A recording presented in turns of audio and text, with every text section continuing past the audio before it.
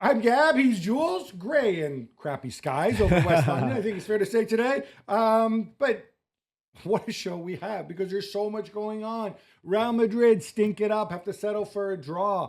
Bayern go behind at home again. Yeah. Napoli, how about that? Winning away, top of Serie A alongside Milan, who get the most absurd of controversial penalties at the end. They don't get the controversial. Yeah. But I think it was a correct decision. We'll talk about that. And Barcelona, top of La Liga, ahead of the big game against Atletico Madrid. Also, Liverpool have won again. Who would have thought that? Huh? And Manchester United coming from behind. Exactly. And Spurs stink. But yeah, no, that one maybe we could have foreseen Predicted. that one. But Jules, let's start. Chelsea against Arsenal, London derby. The second in a series of 3 consecutive London derbies. Arsenal they don't leave London for like 2 weeks, and before that they did a national break. Like Arteta has been here like a month. Yeah, he's not getting his frequent flyer miles. It finishes 1-1. I make the point in my column today that I think both teams, it's one of those things where glass half full, glass half empty. We could have won. We could have done better. Oh, maybe Caicedo should have. But you know what? I think you've got so many positives to take away for both coaches.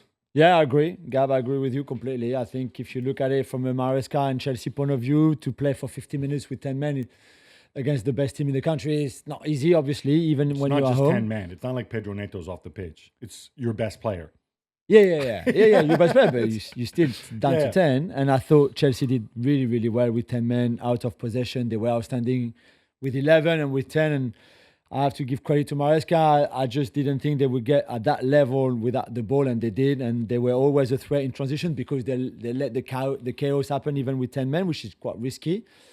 And for Arteta, in a week where you play Spurs and Bayern, albeit at home, those 2 games, still to finish with Chelsea away and not lose when you go behind, even with 11 men, when you have a bit more pressure because you tend to put a lot of players to push forward and leaving yourself a little bit exposed maybe on counter where Chelsea are very good with a lot of pace.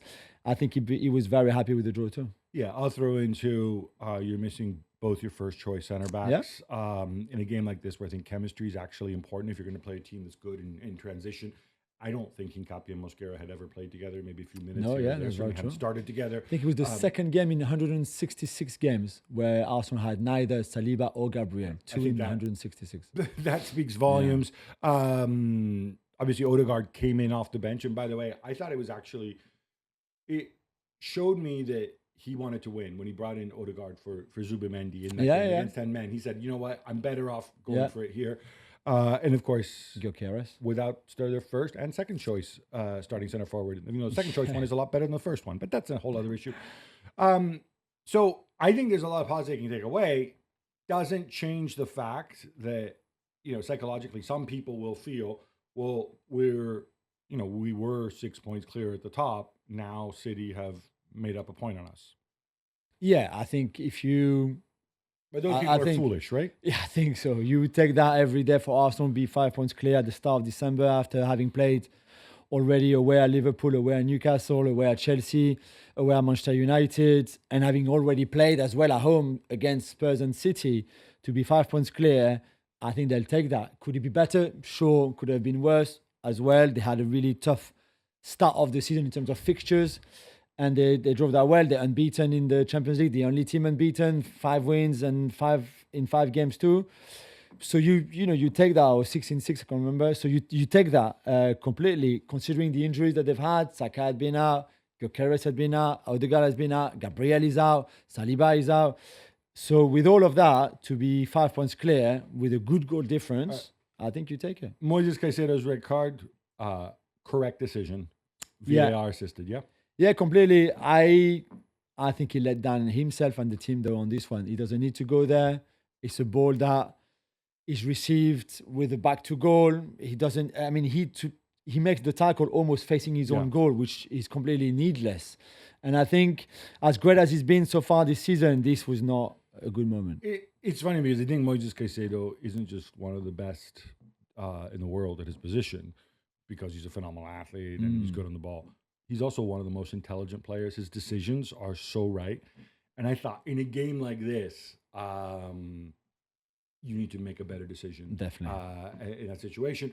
Fortunately for him, guess who stepped up? Reece James will be Incredible. celebrating I'll be celebrating certainly the Chelsea captain on the Gab Juls podcast. Also talking a bit about that, I thought, maybe naughty Piero Hincapié that so upset Maresca. All right, Jules, I want to continue with this Reece James theme because like he's a guy that we've been talking about since he was 12 years old. Some of us who keep an eye on this, right? The phenom. Such a checkered injury record.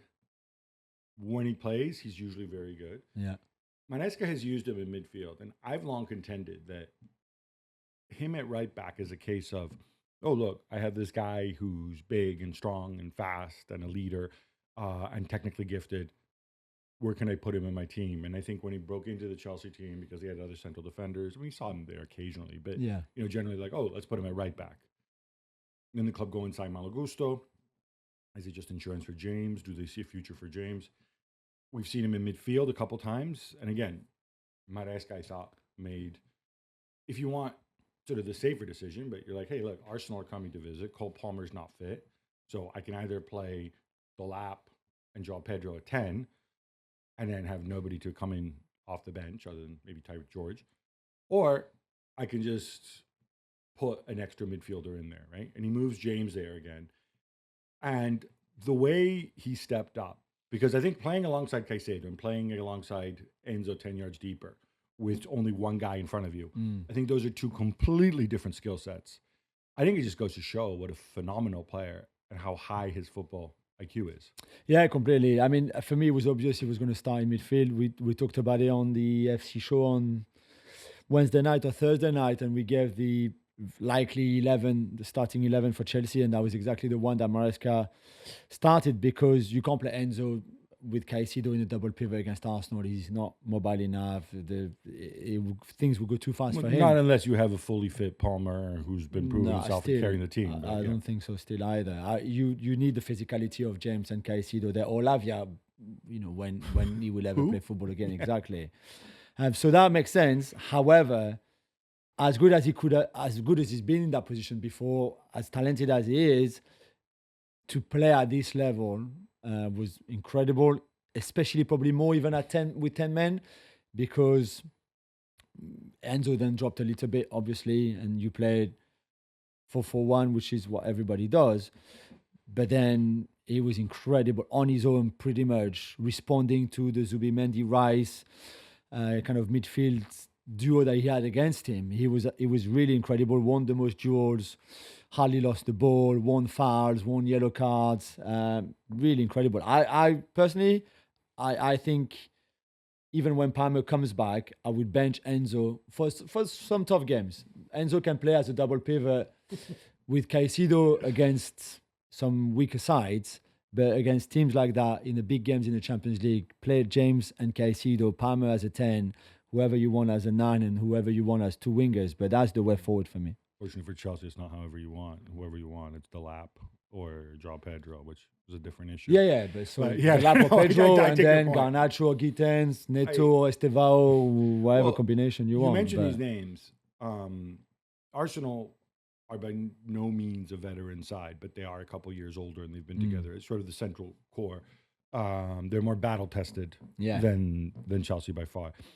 This game turned into a battle, I thought, very early on. We had 3 yellow cards in the first 13 minutes. Yeah. I thought all told in terms of, stopping it from boiling over. I thought Taylor did his job well. For Chelsea, though, for a lot of these Chelsea players to play with this tension in that environment, I'm not saying it's new. It's not like Estevao hasn't played in big games, but the guy's 18 years old, right? I think when we talked about the positives take, I think this is a huge confidence boost. Because many of these guys had not been in that situation. With all due respect, João Pedro was at Brighton. His derby was with the Seagulls. The Estevao, as we said, is 18. Garnacho came on here, but was Manchester United as a bit part player. Probably hasn't played in games like this. It is a top of the table derby clash. It gets tasty straight away. And to know that they can come through this, to know that they can go toe to toe with Arsenal, who we were, I'm sure they all watch the show. We crown them the best team in Europe Yeah, at the yeah. moment. They still are. I- To be fair, That is a confidence yeah, boost. sure. I mean, I think they're the And only it speaks team. to Maresca. I Yeah, think. yeah, completely. They're the only team in the Premier League that can compete with Arsenal in terms of physicality and intensity, and we saw that a bit too much because then Caicedo gets sent off because I think the tension and the feistiness of the game got to him, and he should have known better, as we said earlier. But that's it. That's how they beat PSG in the Club World Cup final, because they were so intense and so good physically and aggressive and in the right way in that final.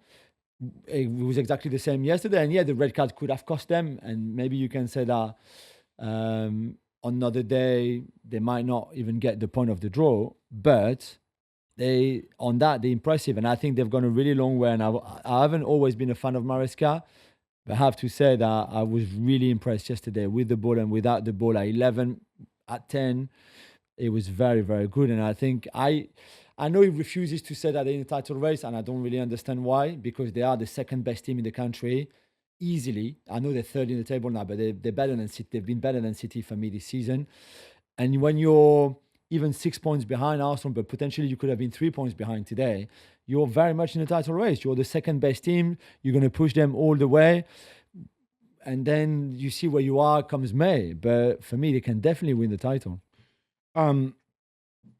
You mentioned there, Maresca. He doesn't often go and blame refereeing or question referees. He did talk about the referee after the game. We're talking about this off air. Drew a parallel between Caicedo and Bentancur. I don't like it when people bring up other incidents where there's a different referee making a different judgment in a different context. I think everybody and their mother agreed that Bentancur should have been sent off, right? Except maybe Bentancur. Just leave it. We're on the same page with this, yeah? No, not really. It's just simply in the sense, Gabby, that I think that kind of tackle, studs first on the ankle. We saw one in Ligue 1 in the Monaco PSG game. That was not a red card, and nobody understood why it wasn't. I think those, whether there's a lot of power, not so much power, we keep hearing this, oh yeah, but he didn't put too much power. It doesn't matter. It's not malicious. Yeah, that one as well. It's just reckless. This is a red straight away. There's no debate to have.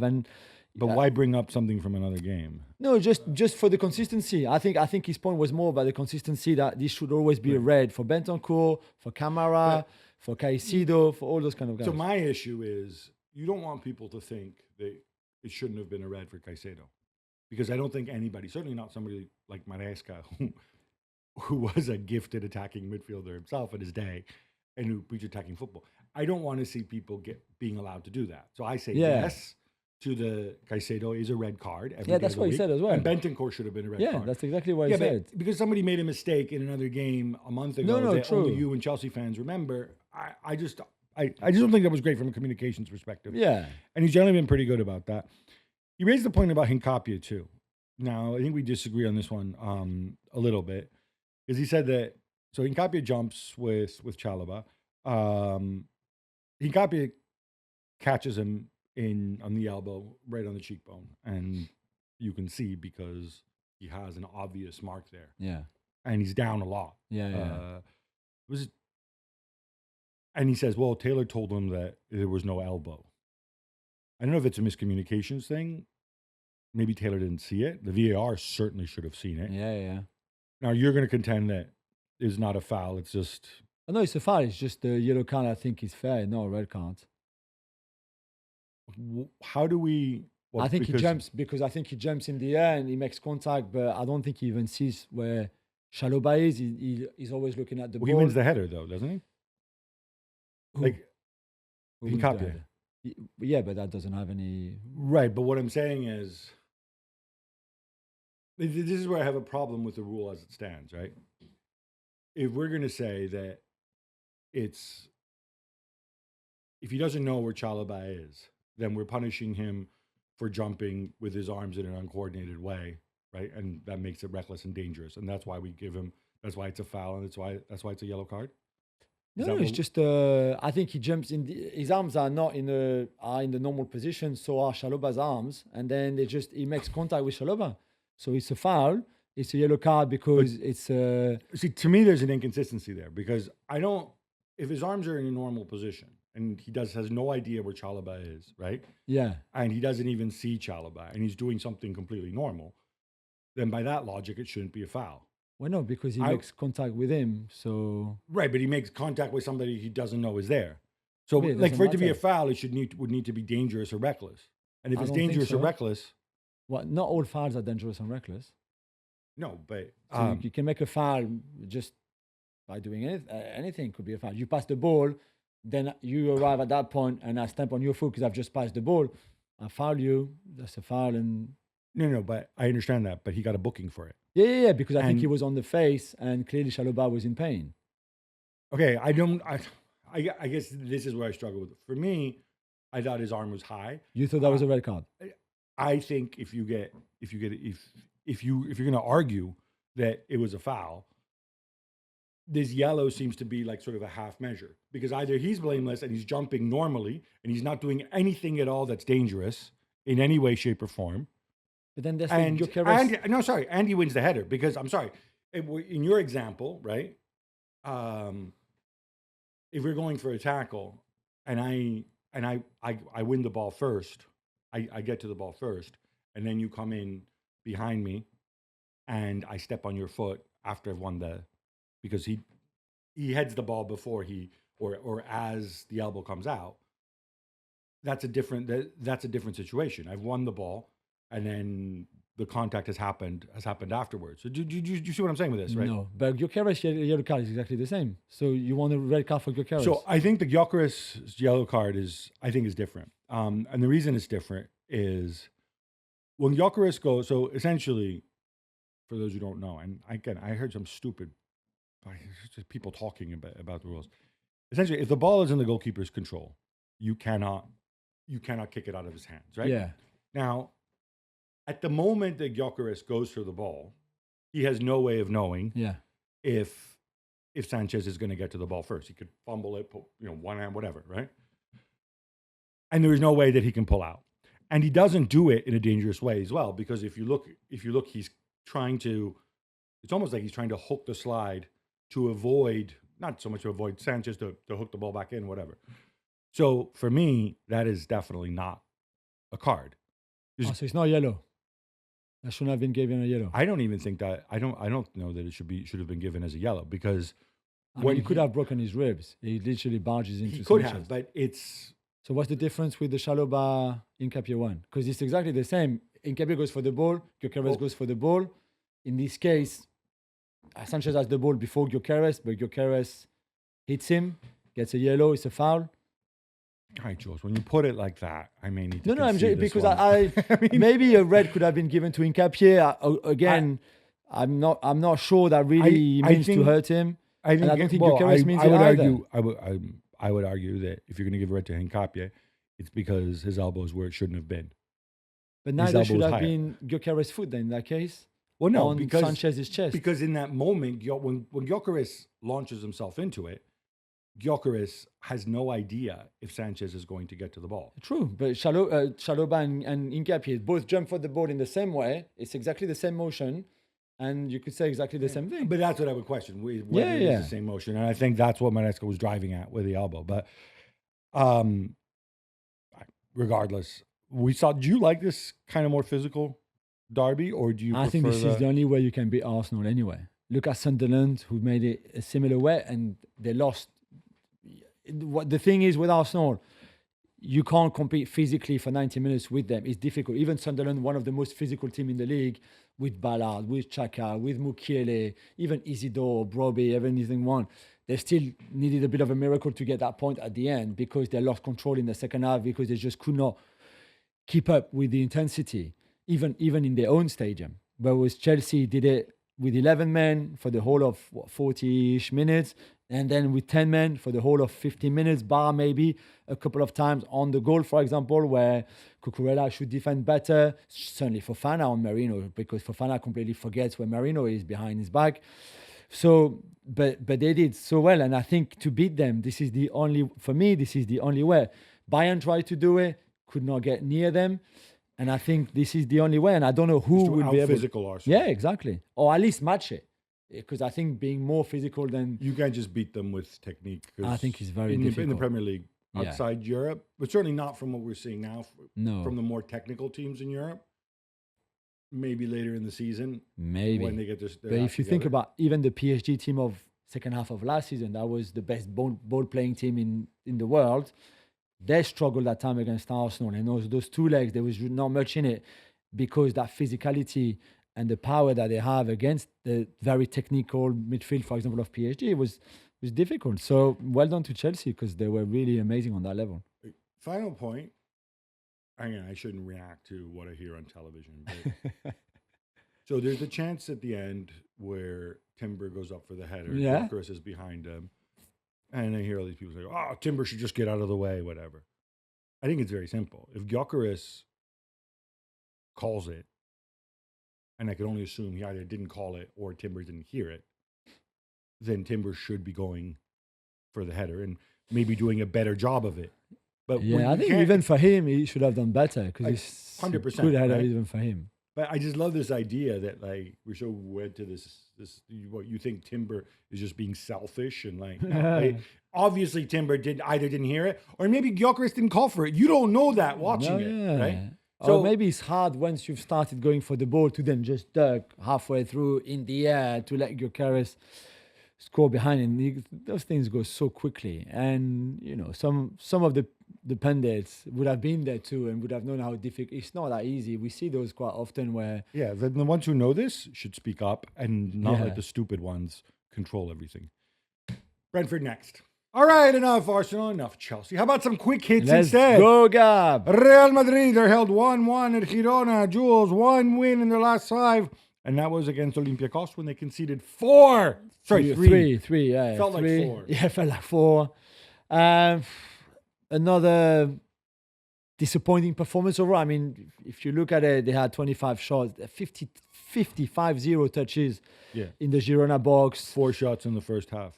True, but they had 25 shots in the whole game. Their expected goals is almost like 2.7, so they could easily have won this game. They created certainly enough. The Militao header, but it doesn't take away from the fact that collectively, and I thought Trent was a bit better in this game, but collectively, it's still not good enough from a team point of view in what you do with the ball. It's still like give the ball to Vinny and then Vinny's going to do something. And Vinny had 7 shots, 1 on target, and that was in the 78th minute. Everything before that was never on target. For Kylian, I think he's probably the only one to be above the kind of like abyss at times. And the one, I know it's another penalty, and that's already his 9th penalty of the season, and we're not even halfway through the season. So that's a lot of penalties, and he missed the winner at the end by curling that ball a little bit too much. I'm just not really sure I understand what Xabi Alonso is trying to do, or they just don't do what he's asking. Yeah, that's exactly. And either way, it's his problem because he's the manager. It's easier to get rid of one guy than a lot of other stars. It feels like he's in a trial and error mode. Let me try different things, see what works. Yeah. Or we said this about Arne Slot too. The difference is that, bro, you've had these players since June. You were there at the Club World Cup. Mm-hmm. That was supposed to be your preseason training where you adapted things. Arda Güler did not have a good first half. But when you take him off at halftime, all of a sudden, there is no passer in midfield. And then it really does become a game of individuals. And Girona are in the lead, and so they're going to let you have the ball. And then what? It's a really, really messy situation. And the fact that Barcelona have now passed them, it just turns the screws even more. And Athletic Bilbao, not great, but San Mamés, not a fun place to go. No, it won't be easy. And by the way, Villarreal are just a point behind and Atletico 2 points behind. Now it makes it very, very tight at the top. Milan, talking about the top, at top of Serie A, Gab, Lazio are furious and not being awarded that last-ditch penalty when we saw something we don't usually see. Right, and what we saw was the referee being called to the on-field review, and the co-com says, "Whoa, we know what that means." No, doofus, you don't, because he stuck to his decision on the pitch. Now, all right, I'll talk about the game in a minute, but essentially what it was is Milan were 1-0 up, 5th minute of injury time. there's a shot from Romagnoli for Lazio. Pavlovic and Marusic they're wrestling with the ball. Really close to the ball as well. And they're really close to the ball. Pavlovic kind of falls over, and as he's falling over, his elbow comes out and hits the ball. Nowhere is that a penalty. Nowhere should that be a penalty. No, I agree. The fact that some may have been given the pass is materially irrelevant here. Yeah. What I really liked so the referee didn't give the penalty. VAR called him over. If VAR called him over to be sure, yeah, I think that's fair. I'm okay because it is a big call. What I love is the way he gave the penalty, because he comes out and he said, "Oh, the Milan number 30." Sorry, did not give the penalty. Milan's number 31. His arm was away from his body when the ball struck him, and so everybody's like, "Oh, he's gonna get the penalty." He's like. But that doesn't matter because he was being fouled at the same time. So whatever. Rafael Leao, I thought, did well at center forward. That's encouraging. Not much else. Milan have won all these big head-to-heads against these big teams, and they're defending well. They're not playing well. It's not good performance. It's very much old-school Allegri style. Yeah. Phil Foden comes up huge with a late three-pointer as Manchester City leads 3-2. Jules, if we think of Pep's teams as being all about control and discipline, they had none of it in the second half. No, I mean... It's terrible. It was terrible. The changes that Daniel Farke made for Leeds worked out well, especially Dominic Calvert-Lewin up front that turned into Brazilian Ronaldo for those first 45 minutes. And the shift to the back four too. That was really good. They controlled Haaland really well through the whole game. He had only one shot. I think he had like 3 touches in the Leeds box. Nothing that he could do really, and Foden came a big late. I mean, they had 10 minutes of added time, which I thought was a little bit too many. Time? But it's nice from Foden. I think when so much attention and focus is on Haaland, and often 2 players, 3 players defending on him, that leaves obviously space, or should leave space for others like Foden, and he took advantage of it. Yeah, if I'm Pep, I'm absolutely furious. I'm furious with my players. I feel badly let down. I do an inquest of the second half. I said I gave you guys all the midweek off, so you'd be ready for this game, and you throw up this kind of stinker and it all falls apart. Guardiola especially. Come on, you're supposed to be the best defender, the defensive leader. This is not Pep at all. That's very true. And Gab, in this game, Leeds boss Daniel Farke accused City of faking injuries so that Pep could do some in-game coaching. Okay, I hate this. He says it's within the rules, it's smart, but it shouldn't be it's not fair play. It's within the rules. I asked the fourth official about it. Stop whining, bro. Be happy with your second half performance. Do you really think Pep coming on and speaking to his players, all of a sudden he has these magical powers to make them play better? Because I'll tell you what, sure as heck wasn't working in the second half. Yeah. To just move on, take the positives, and keep your job. All right, Jules, we're not done. We have more quick hits. Yes. Alexander Isak scores his first goal against top-flight opposition this season, and Liverpool win 2-0 at West Ham. Jules, we saw a different look from Arne Slot. Most importantly, one with no Mo Salah, but with an added Joe Gomez at right back. Problem solved? Not yet. I think they need more of this. West Ham were terrible again and finished the game with 10 men. But from a Liverpool point of view, I think it was the right decision to bench Salah, who didn't even come on. Slot did say it's just normal rotation. He's tired. Which I don't really believe. We'll find out. And I really hope that this is the same team that obviously starts in midweek against Sunderland at Anfield, because I think they deserve to stay like that. I think they played well.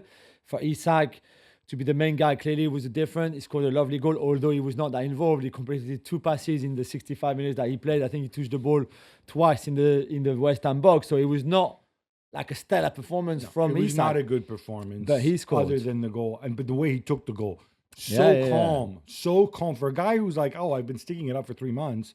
To remain calm. Absolutely. That's encouraging. So I think that there was a lot of good things there. Even Sobozai on the right-hand side with Joe Gomez. That worked. So, and Mo Salah again is going to go to AFCON in a week or so. So I think I would want to see this team again on Wednesday. Jogo at right back, not a solution though. Because there's no backup center back now. Yeah, but it's a Band-Aid. Yeah, but it works for now, so keep it that way. Lucas Paqueta, as I said, was sent off in this game after picking up 2 yellows for dissent in the same incident. Gabi says that the Federation didn't give him enough support during his 2-year spot fixing ordeal. Yeah, so Well, first of all, the federation, if you're talking about the Football Association, they had lodged a case for match fixing against them. So obviously they're not. What support are they going to give them? Look, I think male mental health for athletes is a really serious and important issue. So I don't want to trivialize this. Certainly that behavior that we saw on the pitch is not what anybody expects to see and could suggest that there's an underlying issue. Yeah. The way he then took to social media afterwards, you're trivializing things yourself. First of all, it's not up to the federation to give you support for your ordeal, right? Yeah. They were the plaintiffs against you. You were the defendant. Second of all, I'm sorry, bro. Like, you have an employer, West Ham. I know for a fact they have people that can help you in terms of therapy, in terms of mental health support. You're a member of a union. You play for Brazil. I know also the Brazilian national team have people who can help you. Yeah. These are your constituents. Or guess what? Or you can also go and get help yourself and pay for it yourself because I know you can afford it. So to come out like this, trying to use it as some kind of excuse, while just saying I'm not perfect. Okay, you're not perfect. You made a mistake. Get help and move on. But don't go and trivialize this and don't go and place blame because what those people went through. You can go and pursue them, and I think he is pursuing them for what they put you through. Yeah. And then move on. Yeah. But on this day, you let your team down. Bayern come from behind to beat St. Pauli 3-1 as Luis Diaz comes up big. Jules, second straight week of Bayern conceding first at home and then storming back. Yeah, and it was 1-1 for quite a while as well. It's only towards the end that they find a way. I always think those games are tough on the Champions League week. They had to go to Arsenal. They played a very similar team. They lost a lot of energy in that game on Wednesday night. It makes a lot of sense. This was not pretty. They won. I mean, they also saw on Friday night Leipzig behind them not winning. So it's not even if they were under pressure about anything. And then Dortmund played by Leverkusen as well. So one, we're going to drop points or maybe even both. So in the end, I think they didn't panic, which is the most important, that they found a way like they very often do. Yeah, I thought without Diaz, it's a different Bayern. You can see how fired up he was. And that assist when he's on the ground. I mean, come on. Yeah. Quick thinking. Hansi Flick makes a bunch of changes ahead of the big clash with Atletico Madrid this weekend. And Barcelona win 3-1 at home against Alaves to go top of La Liga.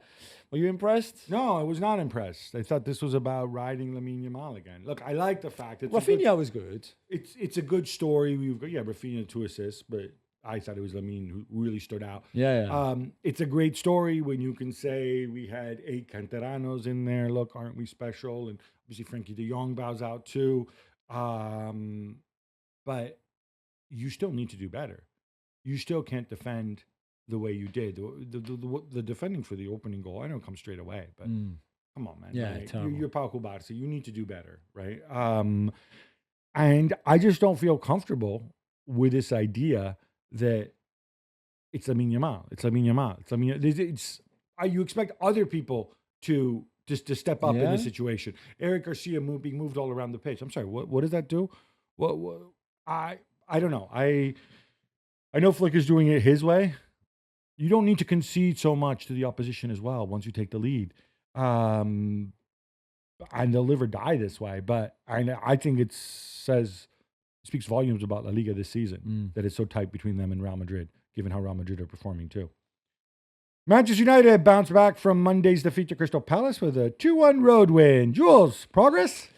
I mean, I think the progress was that they were finally better in second half than they were in the first half, which was the complete opposite through the season, where they've been one of the best teams in first halves and one of the worst in second halves. This time they were 1-0 down at halftime, and they came back into the second half, I think, taking advantage massively from the fact that Crystal Palace was pretty much the same 11 that played on Thursday night away at Strasbourg in a very intense game in Europe.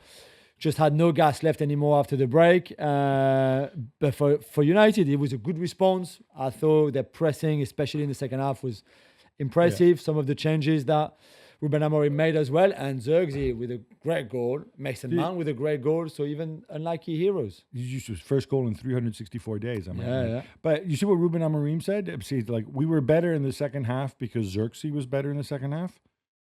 What does that mean? I could understand the opposite. Zirkzee was better because we were better. But I I don't. think Is maybe he Amarim liked how much he glitching? pressed, or Did maybe he he got involved. I thought Xerxes was good in that game. Even in the first half, he did some really good linker play. Things you may never hear again from Yeah. Jules. Oliver Glasner had strong words after the game about his team's fatigue, saying that he's been quiet until now. But if you qualify for your first ever European competition, then you should be investing, not saving money. This is a classic case, right? So I slam Antonio Conte when he says stupid stuff like this, Yeah. and I got to slam Oliver Glasner. Yeah, I'm not going to make a different I disagree excuse. with you on this. I'm not going to make a different excuse for you, right? You are the coach. You take the money from the team. This is your employer. Yeah. This is the decision your employer has made. Palace fans, Palace players, the media, they can all see what's going on. They can all see that Mark Gay was on his way out. They can all see Ebreze left. They can all see the money that was spent and reinvested, right? This is a club that gave you a job. This is a club that has owners who run it as a business. They're not running a charity. As long as they were straight with you in the summer, as long as they didn't say, oh, yeah, don't worry, Oliver, we're going to sign this one and that one and do this and that. I think for the good of the team, you should be quiet about this.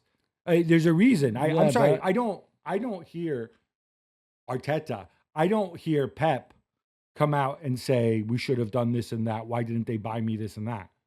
Or we hear it very rarely, right? Yeah, but this is maybe different because he feels like he's been a bit let down by the club in terms of not investing and deciding to save money. Yeah. I think the big word here is saving. He's clearly saying that instead of investing some money that they have, they decided to save the money and keep it in the bank. Keeping it in the bank. They've made losses over the years. No, sure. Like every other club, they could right? have invested more money than just Jeremy Pino. No, but I mean, or JD Convo. Invest for what? To go and lose more money next year? No, because this is not going to be a good season, Gab. That's why. No, I agree with you. But Glasner is a grown-up. Glasner understands that these people... It must be frustrating for him. I can see that. I can see it being hugely frustrating, but this is where it comes down to. I'm sorry if I'm giving you, not you specifically, the world news that people don't realize. This is not a fair fight. Crystal Palace will not grow to become Arsenal. Not in a million billion years. True. Not if Blitzer and Parrish and our friend John Textor, or Woody or whatever the other freak show is who they have in there, now go in and they spend a ton of money. This is not going to happen. No. So all you can demand is honesty and clarity. And I think that's what Glasner does. This to me smells a little bit like let's turn the screws so they spend in January. I don't know if it's that, but I would think that he probably told them in the summer, we have a thin squad to play in both competition. I hate to go there, Jules, but Paris Saint-Germain, as you may have heard, lose away to Monaco and are no longer top of Ligue 1. That's right, Gab. They lost 1-0. The worst performance of the season with Enrique Sade at the end, it's true. And it was a decent team, even with the changes that he made after the Champions League. But they just never got going. Joe Neves and Fabian in midfield were not good enough, I thought. Defensively, it was a little bit shaky too. They had a couple of good situations, but in the end, it's a good goal by Minamino, a really good goal, and I thought Monaco were very good. They should have been down to 10 after 15 minutes, though, because Lamine Camara has to be sent off for the dangerous tackle on Chevalier's ankle. It was not given. It's a massive talking point in France. Then Thilo Kehrer got sent off, which felt very much like compensation with 10 minutes to go. Yeah, compensation like an hour later. An hour later, exactly. But even that, PSG couldn't take advantage of it. So well done, Monaco, because Pocognoli really needed and deserved that win. And for PSG, it's just the same narrative really domestically. They haven't been at their best, and they won't be until everybody comes back. Here's a fun stat, which you may be familiar with already. So PSG have played 20 games this season in all competitions, and they have won 13 of them.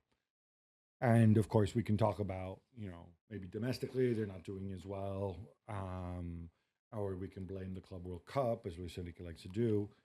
Although weirdly, they won a lot of those games at the start of the season when he was still kind of rotating guys and whatever. Last season, through 20 games, they actually only won 20. So this slower start is actually not that dissimilar to a year ago. To me, it feels like competitions. Sorry? It's different competition. They won in the league last season, not in the Champions League. This season they won in the Champions League, not in the league. Sorry, I don't. Oh, you mean because they had poor results in the Champions League last year? So last time they didn't win in the Champions League, but they won in the league, and this time I think the real driving force for me, and you can tell me I'm wrong, is I think the fullbacks being out. Obviously, this more recent phenomenon. But I like Dembele even more than Desiree Doué is a difference maker, and I think he's only started 4 games this year. And we can talk about look, Seni Mayulu, blah blah blah, but I think that is a big driver. Yeah. Plus, I imagine everywhere Paris Saint-Germain go, for the other side, it's like the Champions League final. Yeah, there's a bit of that too, for sure. David Neres scores the only goal in Napoli win away at Roma, 1-0, Gab. They joined top with Milan. Yeah, and there's a wonderful phrase I heard is, I don't know, many, many years ago, if anybody's ever been in a situation where they had a girlfriend and then they take a break from each other and, maybe see other people, and then they get back together and then they're more in love than ever before. Yeah. It's kind of like the Napoli situation. Conte and Napoli after the Bologna game when he said, this isn't my team and blah, blah, blah. And everything looked dire. And then they come back. And it's not just the 3 wins since they've been back. It's the fact that they've played really, really well. Still without, obviously, Kevin De Bruyne and Andre Frank Zambonghisa and that Romelu Lukaku fella. It's working. David Neres behind Noah Lang. He repaired that relationship. I thought they were a lot better than Roma throughout. I thought they were fully deserving. And they're right up there. And at some point, De Bruyne and Anguissa and Lukaku will be back. Yeah. Another home game. Another defeat for Spurs, who fall to Fulham 2-1. Jules, do you have a better sense than I do of what Thomas Frank is trying to do? No, absolutely not. Certainly with the ball. I mean, even defensively, they were shockingly bad in that first half, the start of the game where they concede 2 goals in the first 6 minutes, the second one being a massive Vicario mistake, and then Pedro Porro's mistake, and then it's a mountain to climb. Obviously, the first one was deflected, to be fair. Yeah, deflected. But still, it's difficult because you're behind, and then everybody knows you're not very good with the ball. You don't create enough. You don't do enough with the ball. There's no patterns of play. There's no real style attacking-wise for this team. So you struggle, and I don't even think they deserve more than just that loss. I don't think even a point would have been fair for them, because I think even if the second half they obviously got a bit better with some of the changes and a bit more energy, they were still not good enough. And well done to Fulham. He changes this every single freaking game. He's got no idea what to do. Guys in, guys out. It's like they're all interchangeable. It doesn't matter, but they're not. They're actually very different. What Xavi Simons does, whether you like it or not, is very different from what Mohamed Kudus does. Yeah. It's just so bizarre to me the way he's conducting this. It's too easy to say, he thinks he's still at Brentford. At Brentford, you had the smartest guys in the room behind you. Yeah. And you also had players who were maybe a little more humble, come from different backgrounds, maybe more willing to be in, to be out, to follow your instructions. Here, it just doesn't seem to be getting across to them. Yeah. And more frank, Gab, he said that fans who booed Vicario after his mistake leading to Fulham's second goal aren't true fans. Is he right? No, he's wrong. You can be... I would say it's not that they're not true fans. I think they're maybe not fans who necessarily understand football fully, because I'll say this, and I am just standing up for St. Vic. Okay, so there's a ball over the top. He comes to clear it at the edge of his box. Standard goalkeeping, you hoof it into the stands. Instead, he doesn't hoof it in the stands. He keeps running the ball, takes it in the corner because he wants to pass it out. His touch is bad. That's a second mistake. And so when he goes and he does pass it out, he passes it up the line straight to a teammate. And then a couple of passages of play later, or very soon thereafter, Harry Wilson, with one of those super low XG shots from the corner, curls it into the empty net because Vicario can't get back. Now, Vicario tries to keep the ball in play, not because he's a moron, but because obviously this is what he's told to do. This is not what he did. It's a clearance. He's hoofing the ball. What do you mean? He's hoofing the ball up the line. Yeah, but he misses that. Because if he plays it long, it never comes back. He fluffs it. No, but I'm saying, but the first decision to come out, I think is a tactical choice. Secondly, let's also be clear on this. This is not why Spurs lost. Like a bunch of other things happened. Absolutely. On that very same sequence as well, right? Because if he doesn't fall over while he's kicking the ball, he gets back into goal. I think he slipped actually on his way back into goal too. More importantly, Udogie. Destiny Udogie Yeah. is right there, and he slips while he's closing the ball down. And on top of that, Harry Wilson. I'm sorry, that's not even with an empty net. It's still not a super straightforward finish from there. Pedro Porro should have covered the line as So well. I think it shows you that there's a guy making a mistake, but it's not. There's a reason why he makes the mistake, trying to do something positive. Trying to maybe to G up the team in transition, maybe knowing that, I don't want to hoof it out. I don't want to give up a set piece because my team conceded 2 minutes before, whatever. But to say they're not true fans, I don't know what Thomas Frank expects. People to just go and never have a go at his players. People are entitled to their opinion, and people will have a go at your players. You're at Spurs now. I think he's got issues with fans that are very different to the Brentford fans. And it's normal. They're a bigger club. They're bigger fans. They've got higher expectations than Brentford fans, and I think he's struggling with that. Boubacar Kamara scores the only goal, and Aston Villa are up to third in the table. Jules, 7 wins in 8 for Unai Emery's Black Magic. I'm going to leave it to you. I don't understand it. Maybe the man's a genius. Manager of the year right now. Can we just crown him? Well, after the bad start that they had, but we also said that they had a similar kind of bad patch of form last season, and they recovered really well from it. This is not great football because this is not a great game, although it's a wonderful goal, one of the best goals of the weekends, with the Wilson one, with the Tyler Adams one. But those goals keep being scored by different players. Watkins was benched today. It was Malen and Rogers up front. They hit the woodwork as well, and Wolves are really not good. But they find a way. They always find a way of winning. The table. It's incredible. Madness. It's incredible. While playing also, let's not forget, because we talked a lot about Palace being tired. Oh, yeah. No, these guys don't get tired. They play Thursday, Sunday, right up there. So well done to them. Juventus lose Dusan Vlahovic, but Kenan Yildiz shines and they beat Cagliari 2-1. Gab, as we mentioned pretty much every week, is very special. Yeah, it's funny. So the big debate in Italy right now is, who has the higher ceiling, Kenan Yildiz or Nico Paz, who Como didn't make the cut. Como, but phenomenal again at the weekend.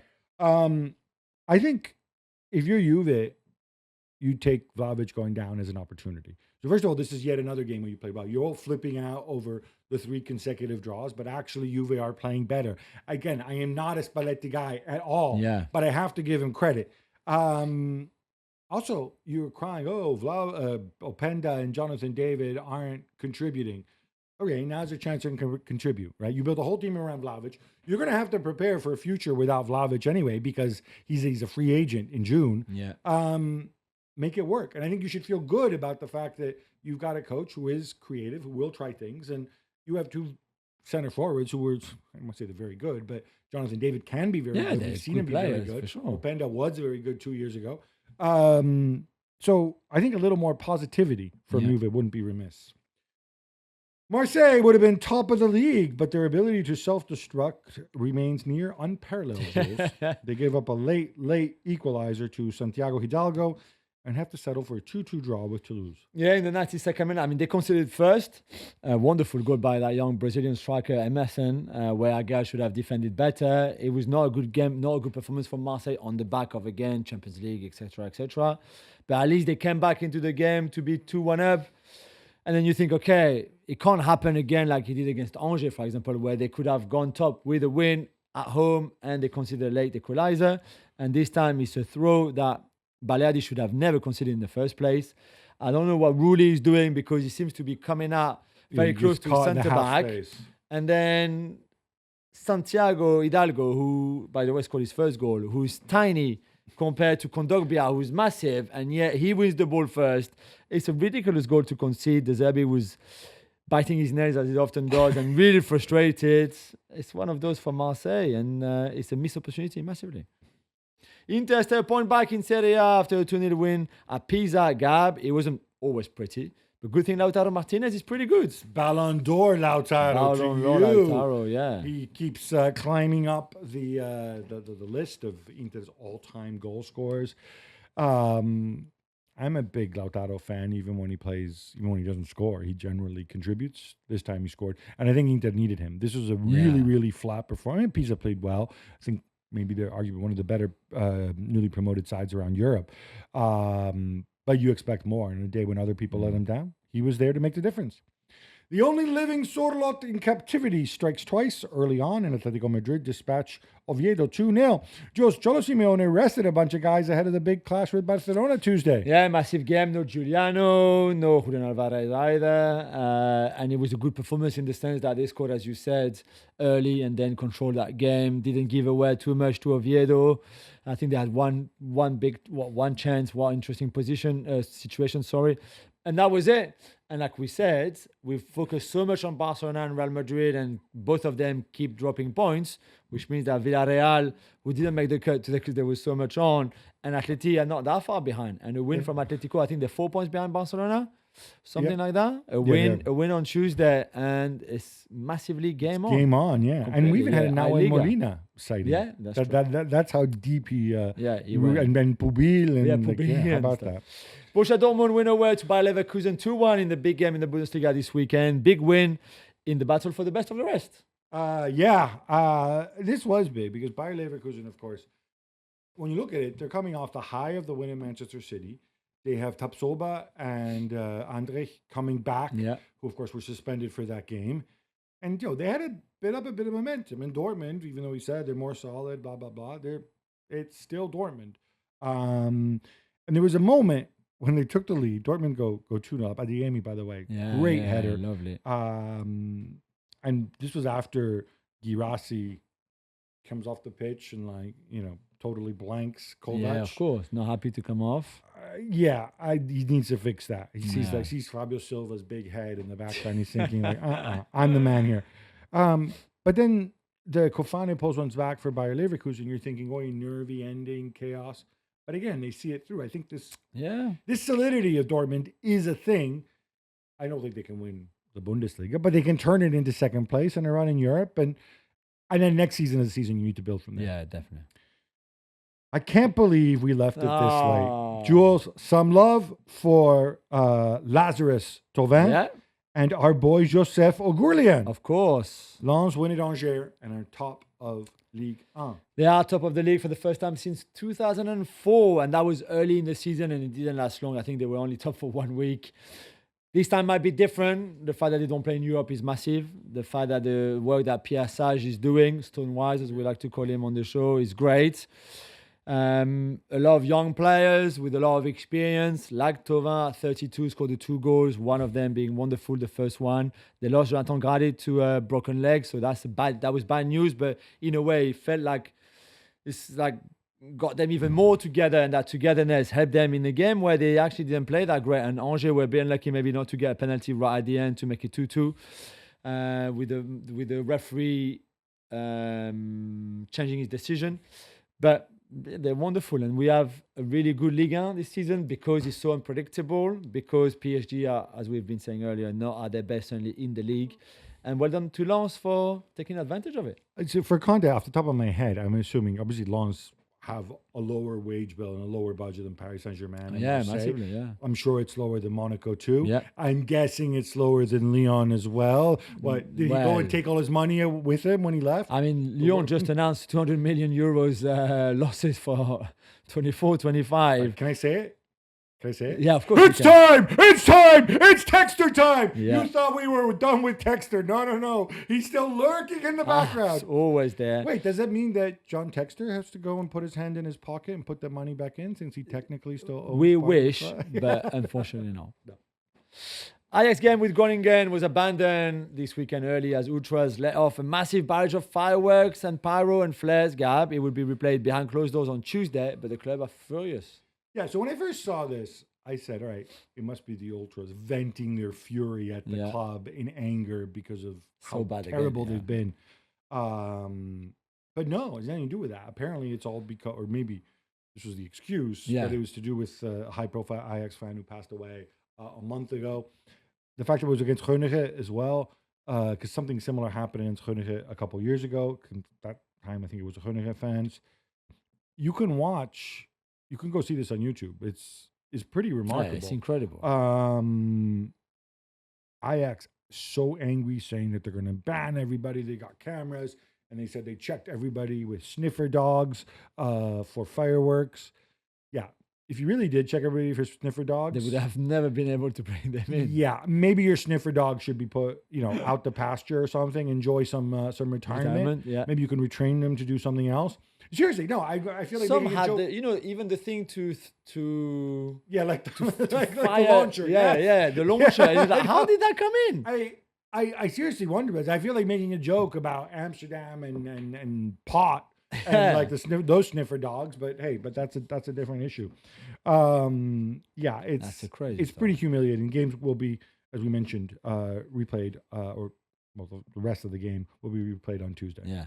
Oh, and by the way, one other thing about the way this was handled, I want to give, having said something negative about them, I want to say something positive about the authorities here.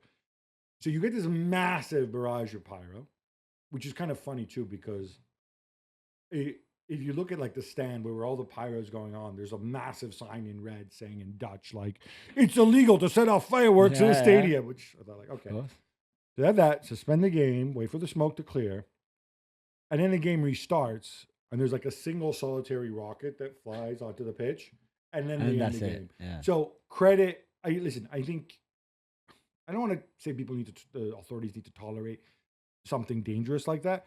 The authorities have a difficult job. They made the right decision, said, all right, you guys have fun with your little fireworks. And then let's remember why most people are here. It's for the game. Yeah. They let the game restart. At that point, they made the right decision, said, all right, everybody home. IFAB are on their way to approving a new procedure for players who require treatment on the pitch, Jules. Yeah, you would have to go 2 minutes off the pitch if the medical staff is coming onto the pitch and you need treatment. The physios are coming, which is pretty obvious that it is to cut all the when you pretend to be injured, to get a bit of time. We talked about the City game with Donnarumma earlier and the Leeds reaction to it, Daniel Farke. If you're really injured and if you're really in pain, then so be it, you can come off, but you won't be able to come back in before the end of the 2 minutes. Which usually probably takes around 30 seconds to 45 seconds that you are, but your team will play with 2 minutes, with 10 men or at least 10 men for 2 minutes if you're not properly hurt. I'm slightly uneasy about this because, and I appreciate you're far more medically adjacent than I am, but will this discourage players who, maybe get a knock or an injury or maybe may have a concussion or something, be less likely? Wait, am I concussed? No. Oh, but should I continue playing? Yeah, you know what I'm saying? There's a thin line. Yeah, you're right. There's a thin line there, and you hope they've done this assumption that if you need treatment, you need to be off the pitch. I don't want a guy who's injured playing on because he doesn't want to leave his team with 10 men, even for 2 minutes. So, I hope they think this through carefully. The World Cup draw is set for this Friday in Washington, D.C., Gabby. And Mark Ogden will be there for us, but Iran will not be. Yeah, in fact, I think Mark Ogden will step in for the president of the Iranian FA. The camera will pan to him. Well, he looks a little bit like he could be. Could be from He's got Iran. something Persian about him, right? Yeah, totally. So 19 countries are subject to a travel ban to the U.S. Their citizens cannot come to the U.S. Iran, one of them, as is Haiti, by the way. The reason I mention these two is they qualify for the World Cup. Yeah. There are exemptions in place, and one of them is for athletes and high-ranking officials within the context of the World Cup. Iranian spokesman said, no, you are our FA president, either didn't get the visa or got it too late or you put too many hurdles. Screw this, we're not coming. I hope they're not doing this to make some sort of political statement. In the same way that I hope that they're not putting up extra obstacles against this dude for no other reason than the guys from Iran. There is a process of vetting. Everybody goes through it, and then make a decision. I hope these issues, we don't have these issues at the World Cup because we don't need this. Newcastle have lodged a complaint with UEFA for the treatment of their fans in Marseille at the hands of the local police. Yeah. Jules, you were there. You witnessed everything. What happened? Yeah, I mean, I saw them in the stands and things seems okay, although they were told not to wear shirts, and I don't think you should go away in Europe or anywhere, really, and not wear your team shirt because... Wait, the local police said do not wear your club colors? Yeah, they warned them not to because that could be dangerous or something. I don't know. And then they were... And to be fair, I completely believe this. It's not the first time this happened in France. Not just in France. We saw stories about, police in Spain, for example, mistreating fans from opposition teams, especially foreign. And this is the same. They were like beaten up and pushed and all sort like that. They were kept inside the stadium for a long time. Well, like outside of in the ground, but outside of the stands. It was just, I don't know why you do this. I don't know if you believe that all, I don't know, English fans are all hooligans, and you need to, because this is unacceptable, really, from a Marseille point of view. Yeah, and I also think Newcastle are not a club that you associate with Yeah, hooliganism. and I don't think there was any relative to other precedence English between clubs. Marseille and Yeah. Newcastle fans either. So, really unnecessary, and I apologize to Newcastle fans on behalf of French people. And let's go to Argentina now, Gabi, where Estudiantes president Juan Sebastian Veron was banned for 6 months, and 11 of his players received ban ranging from 1 to 3 games. What happened? This is the most ridiculous I agree. thing. Okay. So basically, in Argentina, they decided to create a new trophy. For those who don't know, in Argentina, the league is split into two. There's an apertura and there's a clausura, because with a break in between, and then you have playoffs at the end of the apertura and playoffs at the end of the clausura. They decided to award a new trophy to the team that gets the most kind of regular season points between the two. Before going to the playoffs, yeah. Before going to the playoffs, yeah. That team is Rosario Central. Now, and then they asked, when Estudiantes played Rosario Central, they asked, give them a guard of honor. Now, I should point When out, they're not champions, usually that's what you do for champions. what you do for champions. They're not champions. They Champions just finished of the this regular new season. Yeah. mathematical calculation, which they introduced out of nowhere, Yeah. which really makes no sense to me, makes no Yeah, sense to anyone. And so the way they protested was they turned their backs on Rosario Central. I'm sorry, you ought to be allowed to manifest your Yeah. disagreement. Argentina is still a democracy. Argentine football should be a democracy. Now, we can say, are they being rude to Rosario Central? I'll tell you what, I'll tell you right now, if I were the Rosario Central president, which I am not, but if I were, I would hope to get Lionel Messi back one day. I would come out and I would say, no, we don't want this Tim Buck trophy. Not a thing. Yeah, It's not a yeah. thing. We don't want it, right? It was But- not Rosario Central decision to ask for the guard of honor. No. It's not their fault either. So to go and come after him, I think there's other things, maybe some things that Veron has said in the past and stuff. But to go and to punish the player, just imagine this, right? Also the captain, they said he's not allowed to captain the team for 3 months. I'm sorry. Why? Who the hell are you? What is this? It's a team. If the team collectively decides to turn their back, what are you going to be? You're going to be the one teammate like, no, I dissent. I quite like this trophy, and it's been a lifelong ambition of mine to go and win this made-up trophy that was created after the competition had already started. I think it's appalling, and I hope they appeal and they get this overturned. I agree. Messi never played for Rosario Central, though. Obviously, in Newell's. He's Well, from no, but there, he's from but there. yeah, No, but I it's know, the but other club. Yeah, can you yeah. imagine the trolling of Yeah, he Newell's can't play for if the other. Messi he can't comes play- back he can't to play for for the other- Rosario? He can't play for the other team. No way. Flamengo are Copa Libertadores champions, Jules. My boy Danilo scores the only goal as they beat Palmeiras 1-0. Yeah, it was an all-Brazilian final. Not the best of final. It was quite cagey, but as we expected, obviously. Palmeiras has no shot on target, although their expected goals is slightly higher than Flamengo, who ended up winning it, their 4th Copa Libertadores in their history, which is, I think, the second highest behind Estudiantes, if my memory is right. Well done for them. They've been really good. We saw that at the Club World Cup. Even when they lose players, they still have a lot of ex-players who played in Europe before that bring the experience and that kind of level. So Like I my think boy that, Pulgar. yeah, And they have exactly. another foreigner who never played in Europe, but probably should have, George Andreas Caeta. that's very true. And I think they deserve their title. So well done to Flamengo. Inter Miami are through to the MLS Cup final after beating New York City FC 5-1. Gab, it wasn't all about Leo Messi this time, though. No, just the one assist. One assist He's in getting 5 games. lazy there. It was about Tadeo Allende. I have no idea if Incredible. he's related to Salvador Allende or He's Isabella Argentine. Allende. So, What? Yeah, he's Argentine. What? People move around. Yeah, It they have been could, an I accent, guess. So, right? yeah. But it was a little bit of Messi in here because I didn't see this in the game highlights. But you know when you search on YouTube, Yeah. then sometimes it throws something else up. There was this massive row involving Maxi Morales, who, as you know, is the teeny tiny New York City FC former Atalanta guy, Yeah. and That guy from the defender from Inter Miami who looks like Ivan Campo, the guy with the big hair, right? First of all, how does somebody so small injure you? I don't quite get it. But it turned into this thing where everybody stands around. I think it was at the end of the first half. And then all of a sudden, Leo Messi going full on paqueta on Maxi Morales. It looked as if he was ready to fight him.